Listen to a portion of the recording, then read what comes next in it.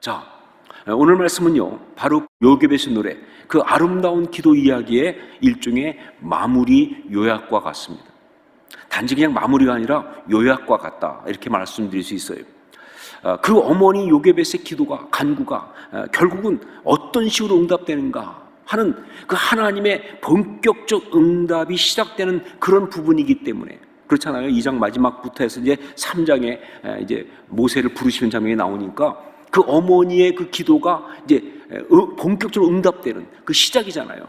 그렇기 때문에 마무리라고 할 수도 있지만, 그러나 그것보다는요, 이걸 마무리 요약이라고 말씀드린 이유가 뭐냐면, 바로 그런 어머니 요괴벳의 그 기도, 요괴벳의 기도, 그 기도에 응답하시는 우리 하나님이 어떤 분이신지, 바로 그것이 너무나 아주 정확하게 나와 있기 때문에, 그래서 요약이라고 말씀드리는 거예요. 그 어머니 요괴벳의 기도에 응답하시는 하나님은 어떤 분이신지, 이게 너무나 정확하게 오늘 말씀에 나와 있기 때문에, 여러분, 그렇습니다. 기도에 있어서 정말 중요한 것은요, 그 기도를 받으시는 하나님을 어떤 하나님으로 알고 있는가, 이게 제일 중요해요. 기도를 얼마나 열심히 하느냐, 기도를 어떤 내용으로 하느냐, 이 어떤 것보다 중요한 게 뭐냐, 그 내 기도를 받으시는 하나님을 나는 어떤 하나님으로 알고 믿고 있는가, 이게 너무너무 중요한 거예요. 특별히 이 요괴벳의 노래, 요괴벳의 기도의 핵심 중에 핵심이 바로 그거예요. 내 기도를 받으신 하나님을 나는 어떤 하나님으로 알고 믿고 있는가 하는 것이죠. 그렇죠? 여러분, 말씀드렸던 것처럼 이 요괴벳의 기도는요, 이 요괴벳의 노래는요, 사랑하는 사람을 위한 아주 절박한 기도입니다. 자, 그런데 여러분, 솔직히 모든 사람이 다 자기가 사랑하는 사람에게 어려움이 닥치면요, 다 기도해요. 안 하는 사람이 없어요. 심지어 무신론자도 기도합니다. 자기 사랑하는 사람한테 어려움이 왔어요.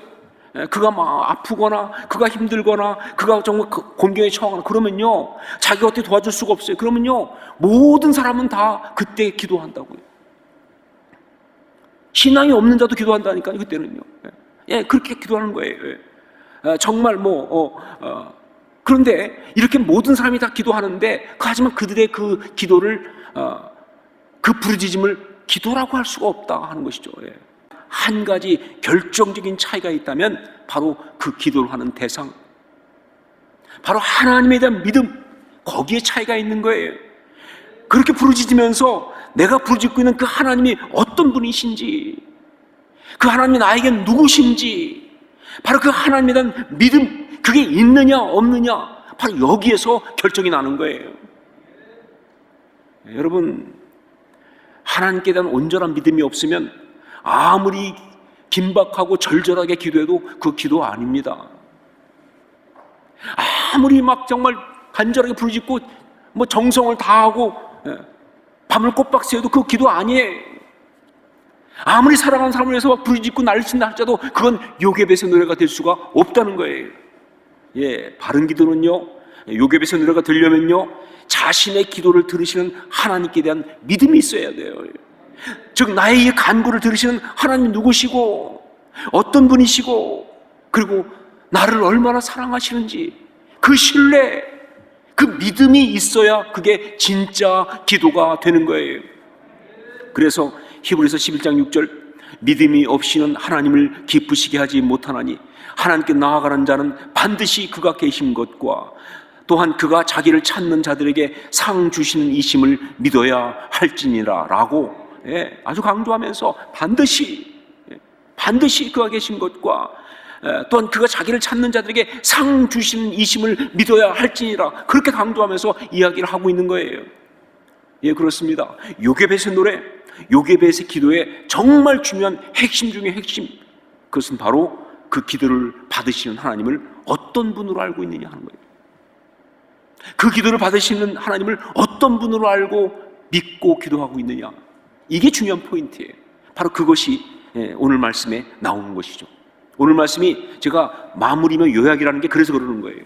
이것은 그 요괴벳의 그 기도에 응답하셔서 정말 그 아들 모세를 구원하셨을 뿐만 아니라 당신의 역사에 쓰이시면서 이스라엘을 구원하시는 그 사역에 본격적으로 사용하시는 바로 이런 부분이 오늘 말씀인데, 바로 그 부분 속에서 그 기도를 들으신 하나님이 어떤 분이신지 이게 너무나 정확하게 나와 있다는 것이죠. 우리 24절, 25절 말씀을 같이 한번 읽도록 하겠습니다. 24절, 25절 같이 읽습니다. 하나님이 그들의 고통 소리를 들으시고 하나님이 아브라함과 이삭과 야곱에게 세운 그의 언약을 기억하사 하나님이 이스라엘 자손을 돌보셨고 하나님이 그들을 기억하셨더라. 자, 여기 보면요, 이 요게벳의 기도를 받으시는, 요게벳이 기도할 때 그 기도를 받으셨던 그 우리의 기도를 받으시는 하나님이 어떤 분이신지가 세 가지로 정확하게 나와 있어요. 그 세 가지. 그것이 첫째가 뭐냐? 하나님이 그들의 고통 소리를 들으시고, 바로 들으시는 하나님. 하나님이 그들의 고통 소리를 들으시고 들으신 하나님. 두 번째, 아브라함과 이삭과 야곱에게 세운 그의 언약을 기억하사. 두 번째가 뭐예요? 기억하시는 하나님. 들으신 하나님, 그리고 기억하신 하나님. 그 다음에 세 번째, 이스라엘을 자손을 돌보셨고 그들을 기억하셨더라. 돌보시는 하나님.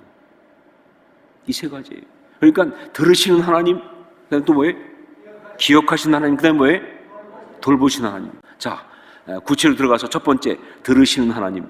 보겠습니다. 들으시는 하나님. 제가 몇 번 말씀드렸지만, 제가 대학 때 철학과 학생이었는데 중간에 은혜를 받고 신과대학 가서 강의 많이 들었다고 그랬죠, 그렇죠? 그래가지고 신과대학 가서 이제 막 강의 들을 때 너무너무 은혜를 많이 받았어요. 그때 정말 충격같이 받았던 은혜 중에 하나가 바로 뭐냐? 이 부르짖음과 들으심의 이야기. 부르짖음과 들으심의 이야기. 그때 그 구약을 가르치던 교수님이 말씀하시기를 그러더라고요. 이 부르짖음이라고 하는 것은 히브리어로 짜아크라고. 짜아크. 들으심은 뭐냐? 샤마입니다. 샤마. 들으시면 샤마예요. 자, 그런데 교수님 말씀에 의하면 출애굽기를 보면 이 짜흐 이것이 나온 다음에 이어서 바로 샤마가 안 나온 적이 한 번도 없다. 출애굽기를 봤을 때 이 부르짖음, 이 짜흐만 나오고 그리고 샤마가 없는 본문이 없다는 거예요. 제대로 나온 것 같으면 반드시 두 단어가 같이 나온다는 거예요. 그러니까 백성이 부르짖으면 하나님 반드시 뭐예요? 들으신다는 거예요. 부르짖었는데 쫙 했는데 샤마가 없는 일은 없다는 거예요. 이게 우리 하나님이에요. 우리가 부르짖었는데 안 들으시는 분이 아니에요. 우리가 부르짖었는데 안 듣고 그냥 외면하신 분이 아니에요. 이게 정말 이 출애굽기에 나오는 기가 막힌 거예요. 자, 그런데 여러분, 여기서 들으시는 하나님이라고 할 때 그때 하나님이 들으신다. 이 샤마라는 것이 그냥 우리가 말하니까 그냥 말하는 대로 들린다. 그냥 들린다. 그런 정도로 들으시는 게 아니에요. 이 출애굽기 3장 7절 보면 하나님께서 어떻게 들으시는 분이신지가 아주 구체적으로 나와 있어요. 우리 출애굽기 3장 7절 말씀을 한번 같이 읽도록 하겠습니다. 함께 읽습니다. 여호와께서 이르시되 내가 애굽에 있는 내 백성의 고통을 분명히 보고 그들의 감독자로 말미암아 부르짖음을 듣고 그 근심을 알고. 여기 보면요, 하나님은요, 들으시는 하나님은요 그냥 들려오는데 듣는 것이 아니라 내가 그 백성의 고통을 분명히 보고, 그리고 뭐예요? 그 모든 그 감독자로 인해서 부르짖음을 듣고, 그리고 뭐예요? 그 근심을 알고. 보고 듣고 알고. 이게 하나님 들으심이에요. 그래서 윈턴 토마스라고 하는 그 성경학자가 이렇게 말했습니다. 이건 무슨 뜻이냐? 바로 이 부분을 주석하면서 관심 있게, 사랑을 가지고 호감 있게, 친절하게 듣는 것이다. 그냥 들리면 듣는 것이 아니라 관심 있게, 사랑을 가지고 호감 있게, 아주 친절하게 듣는 것이다. 누가? 우리 하나님이. 무엇을? 우리의 부르짖음을 말이죠. 이게 하나님이 들으심이에요. 변하지 않고 한결같으신 하나님의 성품이시다. 들으시는 하나님. 여러분, 바로 이렇게 들으시는 분이 우리 하나님이신데 왜 자꾸 다른 속삭임에 넘어갑니까? 왜 자꾸 하나님 날 들으실까 과연? 나에게 관심이 있으실까? 내가 기도한다고 아실까? 들으실까? 내 마음 아실까? 왜 이런 소리에 넘어가냐 그 말이에요. 여러분, 절대 아니죠. 이거 다 사탄의 속삭임이에요. 하나님은 우리를 들으시는 아버지십니다. 우리의 신음까지도 다 감지하시는 그런 하나님이세요. 믿으세요 여러분? 여러분, 우린 여기에서 절대 이걸 부정하는 다른 소리 넘어가면 안 되는 거예요. 하나님 우리의 모든 것을 다 들으세요. 우리 마음의 간구를 다 아십니다. 당장 내가 원하는 대로 응답이 안 한다고 해서 못 들으신 게 아니에요. 당연히 사탄은 속삭이죠. 못 들으실 걸 안 들으셨다. 여러분 다시 붙잡으세요. 우리 하나님은 어떤 하나님이시다? 들으시는 하나님이시다. 이게 첫 번째, 들으시는 하나님이시다. 우리가 목숨 걸고 붙잡아야 될 첫 번째. 두 번째 뭐예요? 기억하신 하나님. 기억하신 하나님. 이사야 49장 15절 말씀 같이 읽도록 하겠습니다. 함께 읽겠습니다. 여인이 어찌 그 젖 먹는 자식을 잊겠으며 자기 태에서 난 아들을 긍휼히 여기지 않겠느냐. 그들은 혹시 잊을지라도 나는 너를 잊지 아니할 것이라. 여러분, 우리 하나님의 분통 터지는 게 느껴지세요? 답답해서 막 뒤집어지시는 게 느껴지세요? 하나님이 정말 너무 답답하니까, 아니 여인이 어떻게 그 젖 먹는 자식을 잊겠으며 자기 태에서 난 아들을 긍휼히 여기지 않겠느냐. 그들은 혹시 잊을지라도 나는 너를 잊지 않는다. 나는 너를 잊지 않는다. 이게 하나님의 항변이에요. 우리 하나님의 정말 답답해서 말씀하시는 선포예요. 자, 이 말씀 속에 있는 중요한 포인트. 우리 하나님은 어떤 분이시냐? 기억하시는 하나님이시다. 잊지 않으시는 하나님이시다. 하나님은 잊지 않으시는 분이시다. 이게 중요한 거예요. 여러분, 그런데 여기서 기억하시는 하나님이라고 할 때 특별히 그 기억하시는 것은요, 무엇보다 언약을 기억하시는 거예요. 언약을. 아브라함과 이삭과 야곱과 세운 언약을 기억하시는 거예요. 그 말은 무슨 얘기냐? 한 번 주기로 한 사랑 절대로 잊지 않으신다 그 말입니다. 한 번 주기로 한 사랑 절대로 잊지 않으신다. 자, 바로 여기서 우리는요, 두 가지의 너무 중요한 신앙적인 어떤 주제, 실제를 붙잡아야 합니다. 하나가 뭐냐? 흔들리지 않는 나의 구원입니다. 흔들리지 않는 나의 구원. 오카노 목사님이 쓴 책 제목 중에서 아무도 흔들 수 없는 나의 구원이라는 책이 있죠, 그렇죠? 제자 훈련에 꼭 나오는, 그거예요. 흔들리지 않는 나의 구원. 여러분, 우리가 예수 그리스도를 주로 믿고 구원받은 이후에는요, 우리 종종 실족하고 넘어질 수 있어요. 정말 주님만 바라보겠다고 하고 종종 딴 거 바라볼 수도 있고요. 심지어 어떤 경우는요, 정말 심하게 하나님 어디 계시냐 따질 때도 있어요. 자, 그렇게 우리가 실족하고 넘어지고 혹은 신앙을 우리 잃어버릴 때마다 사단 마귀는 와서 꼭 속삭입니다. 하나님도 너를 버렸다고, 하나님과 너의 관계는 끊어졌다고, 하나님은 너를 알지 못하신다고, 하나님은 너를 외면하실 거라고. 그런데 여러분, 아무리 그래도 한 가지 분명한 거 뭐냐? 우리 하나님이 기억하시는 하나님이시기에, 내가 예수 그리스도를 주로 고백한 그 영접한 것을 잊지 않으신 분이시기에, 내가 당신의 자녀가 된 사실을 절대로 잊지 않으시는 분이시기 때문에 절대 나를 버리지 아니하시고, 다만 내가 돌이키기만 하면 언제든 여전히 사랑하신다는 사실을 나는 믿습니다. 이게 바로 기억하시는 하나님. 두 번째, 또 하나, 흔들리지 않는 나의 구원이라는 분의 특징이 있지만, 이 기억하신 하나님 때문에 또 하나, 이 기억하신 하나님 때문에 우리가 붙잡을 수 있는 영적 주제는 바로 뭐냐? 기도를 쌓을 수 있는 것이다 하는 겁니다. 기도를 쌓을 수 있는 것입니다. 하나님이 기억하신 분이기 때문에 정말 부모가 자녀를 위해서, 자녀가 부모를 위해서, 아내가 남편을 위하여, 남편이 아내를 위하여, 성도가 교회를 위하여, 또 목회자가 성도를 위하여 우리가 서로 성도 간에 서로 위해서 그렇게 매일 새벽을 깨우며 밤을 새우며 시간이 있을 때마다 드린 기도는 사라지지 않고 다 그대로 쌓이는 거예요, 여러분. 그게 하나님이 기억하지 않으시면요, 안 쌓여요. 근데 기억하시니까 다 쌓이는 거예요. 하나님 다 기억하시는 거예요. 예, 여러분, 진짜 기도는 쌓아야 합니다. 그냥 한 번 딱 드리고 끝나는 게 아니에요. 쌓아놔야 되는데 어떻게 쌓을 수 있느냐? 하나님이 기억하시니까 말이죠. 예, 정말 많은 신앙의 사람들이 표현하는 그대로 말이죠. 그 모든 기도는요, 하나도 땅에 떨어지지 않는다. 왜? 하나님이 다 기억하시기 때문에. 하나도 그냥 땅에 떨어지지 않습니다. 예, 그 모든 기도는 정말 신앙의 표현대로 그 모든 기도가 우리 하나님의 다 기억하신 바가 됐다 말이죠. 기억하신 바가 됐다 그런 거예요. 자, 세 번째, 또 이제 뭐예요? 돌보시는 하나님, 돌보시는 하나님. 우리 25절 말씀을 다시 한번 같이 읽도록 하겠습니다. 25절을 같이 읽습니다. 하나님이 이스라엘 자손을 돌보셨고 하나님이 그들을 기억하셨더라. 돌보셨다는 말과 기억하셨다는 말을 같이 쓰고 있어요. 실제로 그 히브리어로 보면 단어가 이렇게 나눠 있긴 해요. 그런데 사실 이것은 같은 표현을 갖다가 한꺼번에 써야 되거든요. 그래서 우리 한글 개역 성경에서, 우리가 지금 보고 있는 개역 개정이잖아요, 그렇죠? 이거 전에 개역 성경에서는 이걸 뭐라고 했느냐? 바로 권념하셨다 이렇게 했어요. 좀 어려운 한자이라면 권념하셨다 썼어요. 이 권념이란 단어가 기가 막힌 단어예요.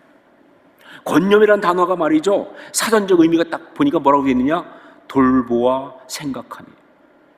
그냥 생각하는 게 아니라 돌보며 생각하는 거예요. 이게 권념이에요. 돌보아 생각함. 예, 하나님은요, 우리를 생각하실 때 우리를 돌보시면서 생각하는 거예요.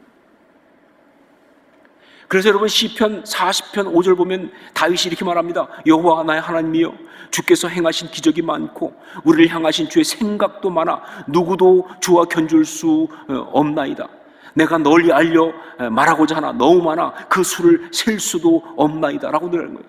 그러니까 나를 향한 우리 주님의 생각이 너무 많다는 거예요. 여러분 정말로 무관심하고 그냥 별로 이 생각을 많이 안 해가지고 그래서 그냥 대충 처리해가지고 망가뜨리는 그런 어떤 그런 부주의한 부모와 같지 않아요. 하나님은요, 우리를 향한 생각이 너무 많아서 견줄 수가 없다는 거예요. 이것이 바로 하나님이 우리를 생각하시는 거예요. 예, 하나님은 우리한테 대해서 생각하시는 하나님이세요. 정말 우리에 대해서 말이죠, 그야말로 계획이 있으신 하나님이에요. 아무 생각이 없는 것이 아니라 우리가 다 생각이 있으세요. 지금 내가 생각할 때는 이 답답하다. 아니요, 하나님은 지금 나 이 상황에 대해서 생각이 있으세요. 여러분, 내 처지가 지금은 여러 가지 깜깜하다. 아니요, 하나님은 지금도 이 모든 것에서 나에 대해서 생각이 있으신 줄 믿습니다. 예, 생각이 있으시고 계획이 있으시다. 이게 바로 하나님이세요. 예. 근데 그 하나님의 생각과 계획은 어떤 것이냐? 예, 그게 바로 돌보시는. 그래서 하나님은 때때로 기다리시는 거예요. 그래서 하나님은 때때로 참으시는 거예요. 때때로 하나님은 그래서 우리를 하여금 더 어려운 자리에 보내는 거예요. 왜? 우리를 돌보시니까. 돌보시는 그런 생각이에요. 그래서 다윗은요 시편 139편 17절에서 이렇게 말하지 않습니까? 하나님이여, 주의 생각이 내게 어찌 그리 보배로운지요, 그 수가 어찌 그리 많은지요. 그 생각이 나한테 너무 보배롭어요. 왜? 그 모든 생각은 나를 돌보시는 생각입니까? 예, 정말 여러분, 우리는 가끔 얘기할 때 이렇게 아이가 음식 먹을 때 부모가 이렇게 음식을 떠가지고 바로 입에다가 이렇게 넣지 않고 어떤 때는 좀 기다리잖아요. 왜? 뜨거우니까. 근데 그걸 보고 아이는 그 순간 넘어가죠. 빨리 먹고 싶은데 안 주니까. 그래서 속으로 생각하죠. 우리 부모가 맞을까? 안 주고 싶어서 그렇지. 나 안 먹이려고 그러지 막 그냥. 그러고 보니까 옛날부터 잘 안 줬던 것 같아 막. 아니요. 뜨거워서 그러는 거예요. 뜨거워서. 하나님은 생각이 있으시다니까요. 아무 생각 없이 그냥 뜨거운 거 그냥 막 집어넣었다간 우리가 감당이 안 되잖아요. 이게 하나님의 생각이세요, 여러분. 그 생각은 바로 돌보시는 생각이라니까요. 권념이라고요. 그냥 생각이 아니에요. 돌보아 생각하시는 거예요. 돌보아. 여러분, 이런 하나님을 믿으시길 바랍니다. 이런 하나님을 신뢰하셔야 돼요. 내 생각이 맞지 않아도 하나님을 먼저 그냥 믿으세요. 아, 생각이 있으시겠지. 나의 삶에 대해서 그분이 생각이 있으세요. 여러분, 전능자에게 생각이 있다면요, 그럼 됐지 뭐. 모든 걸 아시는 분인데, 전능하신 분인데 그분이 생각했다는데 내가 뭘 자꾸 의심하겠어요? 왜 판단합니까, 우리가? 그냥 신뢰하는 것이죠.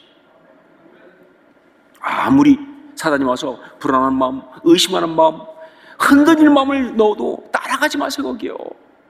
우리 하나님은 돌보신 하나님이시다. 권념하신다. 이것이 바로 우리 하나님이세요. 돌보신 하나님. 요괴배신 노래는 바로 이 하나님께 드리는 기도였습니다. 이 하나님을 믿으면서 올려드린 간구였어요. 바로 그래서 요괴배신 기도가 아름다운 기도고요, 바로 그래서 응답받은 기도가 되는 거예요.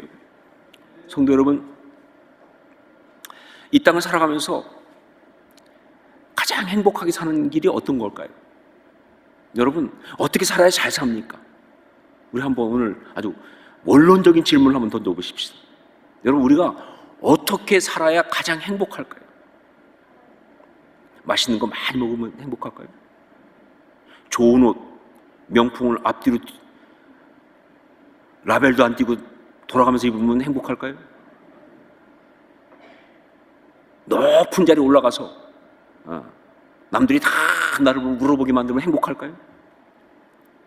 물론 하나님 섬기면 행복하죠. 근데 그건 기본, 신앙적인 기본이고, 일단 우리 삶을 내어본다면 우리가 가장 행복한 게 뭡니까? 답은 이거예요. 하나님이 사랑하라고 주신 사람 열심히 사랑하는 게 제일 행복한 거. 하나님이 사랑하라고 주신 사람 섬기는 게 행복한 거. 그래서 보면요, 그렇게 힘들어도 행복한 경우 많잖아요. 사랑하는 사람을 섬기니까 그냥 등골이 휠 정도로 힘들어도 너무 행복한 거. 요괴배신 노래가 바로 그 노래거든요. 하나님이 사랑하라고 주신 사람을 위해서 정말 최선을 다해 하나님 앞에 부르짖는 그 기도. 바로 그때는 어떻게 기도하느냐? 바로 다른 것이 아니라 들으시는 하나님, 또 뭐예요? 기억하신 하나님, 또 뭐예요? 돌보신 하나님을 신뢰하면서, 그 하나님을 믿으면서 바로 그 하나님께 내 가장 사랑하는 사람을 올려드리는 거예요. 정말 올려드리는 거예요. 그 기도가 요괴배신 기도니까. 내가 할 수 있는 것보다 훨씬 더 뛰어난 게 뭐예요? 그분께 맡겨드리는 거예요. 이것이 바로 가장 우리가 이 땅에서 행복하게 사는 길이다. 여러분, 그런 요괴배신 기도를 드리는 사랑하는 사람들 다 될 수 있기를 주의 이름으로 축원합니다. 여러분, 그렇게 기도하는 순간 응답이 되고 안 되고 상관없이 벌써 이미 이긴 거예요. 왜? 하나님께 올려드렸으니까, 하나님께 맡겨드렸으니까, 내가 하는 게 아니니까. 그런데 이미 기도하는 순간 이미 이기고 승리하고 응답과 상관없이 그렇게 한 것이지만, 그러나 동시에 그런 기도는 반드시 아름답게 응답받을 줄 믿습니다. 왜? 바로 우리가 그렇게 기도한, 우리가 신뢰하고 맡겨진 하나님이 바로 들으시는 하나님이시고, 기억하시는 하나님이시고, 돌보시는 하나님이시니까. 여러분, 그렇게 기도하는 아름다운 주의 사람들, 아름다운 주의 부모, 아름다운 주의 남편, 아내, 아름다운 주의 성도들 다 될 수 있기를 주의 이름으로 축원합니다.